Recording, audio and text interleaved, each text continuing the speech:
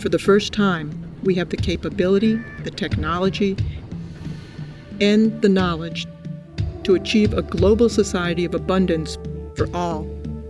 We cannot continue as we are, or the consequences will surely be dire. A 2012 UN report states that a global population growth from 7 billion to almost 9 billion is expected by 2040. Demands for resources will rise exponentially. By 2030, requirements for food are projected to rise by 50%, energy by 45%, and water by 30%. We are presently depleting natural resources 50% faster than their planet can renew. At this rate, it is estimated that we'll need 3 more planet Earths to keep up with resource needs as they are today.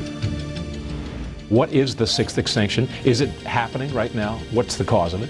What we as human beings are doing to the planet, changing the basic conditions of life very dramatically and very rapidly.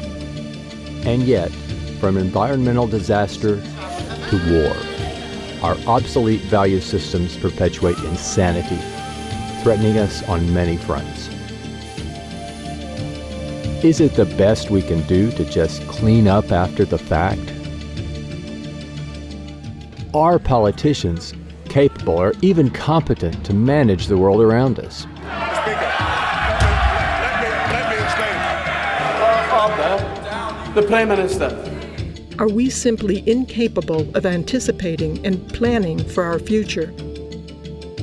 Are we innately flawed in ways we can't change? Why not just use firing squad? We often hear that human nature is fixed. It's only human nature. And our worst qualities are inborn. How are they going to stop being criminals? Oh, nonsense. They were born that way, and there's no use trying to change them.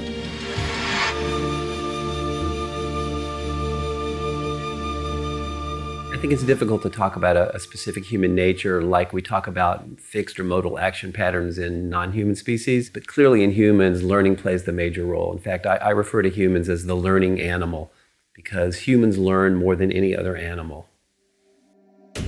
And yet, considering our history of aggression, warlike tendencies, jealousies, and hatred, we still have much to learn. One would think it impossible to simply overlook the conditions we're immersed in. The culture doesn't know any better. They don't know what forces are involved in shaping human behavior. Therefore, they invent their own concept and project their own values into human behavior and say that's human nature.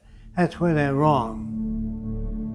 Right now we have an explosion of technologies in our culture, and I think many people think that technology is going to save us. Certainly technology has made our lives easier in many respects.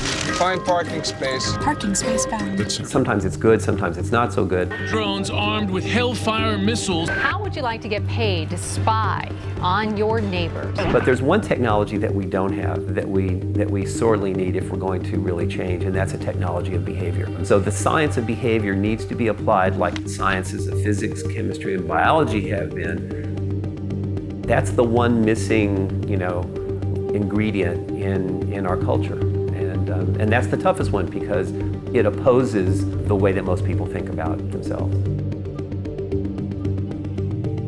Examining human behavior in the same manner as any other physical phenomenon will enable us to understand the factors responsible for shaping our attitudes and our conduct. All natural scientists assume that their subject matters are lawful and orderly. I mean, if they're not, then you can't do science. Behavioral scientists assume that human behavior and the behavior of other organisms is also lawful and orderly. To not assume that means that you accept that human behavior is somehow separate from the rest of nature. We don't make that assumption. We make the assumption that human behavior is part of nature. Human behavior is just as lawful as everything else. The sunflower does not turn to the sun. The sun makes it turn by pulling in membranes. A sailboat cannot sail. The wind moves it. Plants can't grow. They are shoved by sunshine, soil, temperature, all kinds of things. All things are shoved by something else.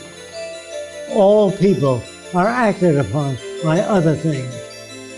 Remember, your mother said cup, table, light, papa, mama, over and over again until you did the same thing. Even race hatred is learned. Awakened as the ideals of intolerance and racial superiority are taught to succeeding generations. You can be brought up to hate Afro-Americans. You can be brought up to hate Jews, Swedes, all kinds of people. I hate Filipinos. I hate Mexicans. I hate them all. We can raise a Jewish boy in a Nazi culture and becomes a good Nazi.